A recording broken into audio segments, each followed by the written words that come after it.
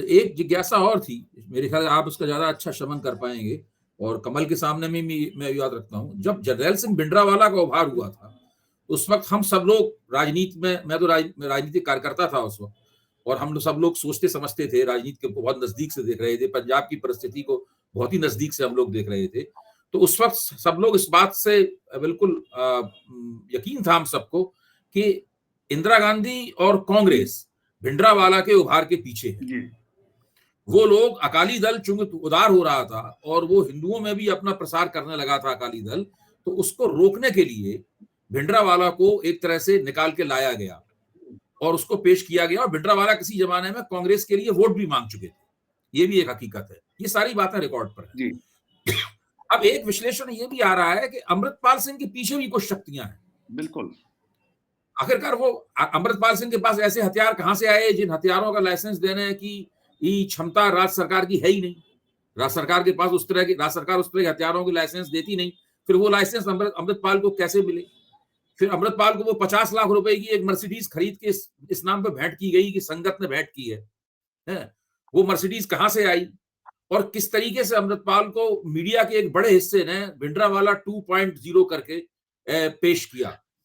तो क्या इसके पीछे कहीं ऐसा तो नहीं है कि अमृतपाल को सामने लाया जाए और एक बार फिर से अलगाववाद का एक हवा खड़ा किया जाए? एक अमृतपाल तो जाट सिख हैं और वो सिखों के अलग देश के नाम पर वो हिंदुओं के खिलाफ बोले, और उसके बाद से फिर जो एक हिंदू वोट पंजाब का भारतीय जनता पार्टी को छोड़कर एक आम आदमी पार्टी की तरफ जम के गया था, मतलब है, फिर से उस वोट को दोबारा हासिल किया जाए, यहां तक कि न केवल पंजाब में हासिल किया जाए बल्कि पंजाब के बाहर भी इस बात का प्रचार करके हिंदू गोलबंदी की जाए।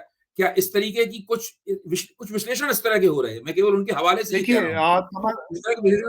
कमल जी ने भी मेरे से सवाल पहले भेजा था। मेरा ये कहना है कि भिंडरावाले और जो अमृतपाल जी हैं, इनमें काफी अंतर है। भिंडरावाले प्रोसेस से आए, वो सिस्टम का की पैदाइश थे। उनके जो गुरु थे करतार सिंह भिंडरावाले, वो भी उन्होंने निरंकारियों के खिलाफ मोर्चा खोला हुआ था। भिंडरावाले एक प्रीचर थे और एक सिस्टम से आए थे, वो प्रैक्टिसिंग सिख थे, प्रीचर थे, और उनको बढ़ावा दिया गया। इंदिरा गांधी की एक पॉलिसी रही थी, उन्होंने बल्कि उनकी एक बहुत बड़ी कमी रही जो अपने पिता के हिसाब से वो नहीं चली। जवाहरलाल नेहरू के समय में था कि वो स्टेट की राजनीति में ज्यादा दखल नहीं देते थे, लेकिन इंदिरा गांधी ने स्टेट की राजनीति में दखल दिया, और आपने बिल्कुल सही कहा कि अकाली दल को कमजोर करने की कवायद हुई, और उसी कवायद के तहत भिंडरावाले को आगे बढ़ाया गया। और उसमें दरबारा सिंह और यानी जैल सिंह की जो आपस में प्रतिस्पर्धा थी, उसका भी रोल रहा। ये भी माना जाता है कि Zail Singh as a home minister, उन्होंने भी काफी रोल प्ले किया। जिस तरह से भिंडरावाले को गिरफ्तार किया गया, उसको समय दिया गया और उसको सारी सुविधाएं दी गई जेल में, और वो गोल्डन टेम्पल उनको लाया गया, और वो सारी चीजें, तो उनसे उनका कद बढ़ा। और ये एक स्टेज आया जब कांग्रेस और अकाली दल ने भी कोशिश करी उनको इस्तेमाल करने की, लेकिन वो इन दोनों से ज्यादा आगे निकल गए, और अंत में उन्होंने दोनों, मतलब अकाली दल को तो उन्होंने बिल्कुल ही एक तरह से हाशिए पे ला दिया, और कांग्रेस भी आपको पता है कि कांग्रेस, ब्लू स्टार, ये सारी चीजें जो हुई। तो यहाँ पे आप देखते हैं कि अमृतपाल तो प्रैक्टिसिंग सिख थे ही नहीं, उन्होंने तो केश भी नहीं रखा हुआ था, उन्होंने वो कोई सिखों की जो मर्यादा होती है उसका भी पालन नहीं करते थे।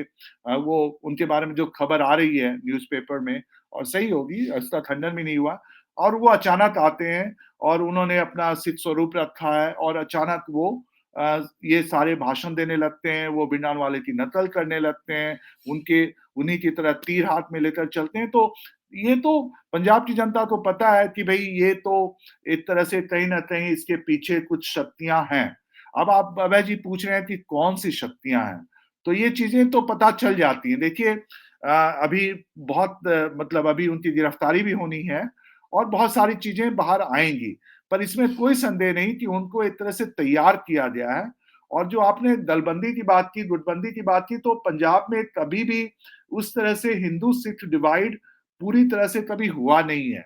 अगर आप देखें तो लोग कहते हैं, और जितना मैंने पढ़ा है और जितना मैंने समझा है, तो मुझे लगता है कि ऑपरेशन ब्लू स्टार के बाद एक खाई बनी थी जो मैसेकर हुआ दिल्ली में सिखों के खिलाफ, वो सबसे एक और उस समय का माहौल और अभी के माहौल में बहुत अंतर है। उस समय देखिए ये जो चीजें थी, चंडीगढ़ की का स्टेटस, नदी का पानी और ये सारी चीजें जो बाउंड्री की प्रॉब्लम थी, वो जो अनंतपुर साहिब रेजोल्यूशन, वो सब एक इशू थी और सेंटर का बहुत ज्यादा दखल होता था। जैसे बादल साहब को हटाया गया 1977 में, जब इमरजेंसी लगाई गई, सॉरी 75 में, 72 में हटाया गया जब उनको, जब उनके पास था। फिर जब इंदिरा गांधी वापस आती हैं तो उनको हटाया जाता है 1980 में। तो ये सारी चीजें जो केंद्र का बार बार दखल करना और जो उनकी जो मेथनाइजेशन थी कांग्रेस की, अकाली दल को वीक करने के लिए किस तरह से अलगाववादी शक्तियों को बढ़ावा दिया गया, तो ये सारी चीजें थी। आज के दिन मुझे ऐसा लगता है कि जो मैं उस प्रश्न पर मैं सीधे उस पर आता हूं कि देखिए, जहां तक भारतीय जनता पार्टी की बात है, भारतीय जनता पार्टी को अगर मान लीजिए वो गोलबंदी कर भी लेते हैं पंजाब में, तो उनको क्या फायदा है? कितनी सीटें हैं पंजाब की? 13 सीटें हैं। उसमें से कितनी सीटें जो हैं वो जहां पे हिंदू काफी अच्छी संख्या में, 3 या 4। जब अकाली दल का गठबंधन था, अकाली दल के साथ बीजेपी का गठबंधन था अकाली दल, तो उनको टोटल 4 सीटें दी जाती थी। 9 सीट जो है वो अकाली दल अपने पास रखते थे। उन 4 में बीजेपी ज्यादा ज्यादा 2 या 3 सीट जीतती थी ऑन एन एवरेज। तो बीजेपी का कभी भी जनाधार वैसा रहा नहीं और बीजेपी को एक हिंदू समाज का थोड़ा सहयोग होता है, वो भी अर्बन हिंदूज का आता है। पंजाब में दलित हैं, ऑलमोस्ट 1/3 पॉपुलेशन पंजाब की दलित वर्ग से आती है, चाहे वो सिख हो चाहे वो हिंदू हो।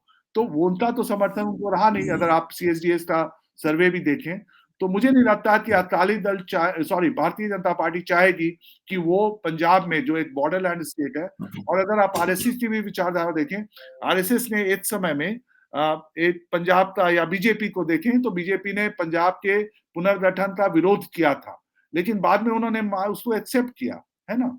और बीजेपी और अकाली दल का गठबंधन बहुत लंबा चला, 1997 से चला, तो 2022 में जाकर 21 में ये खत्म होता है।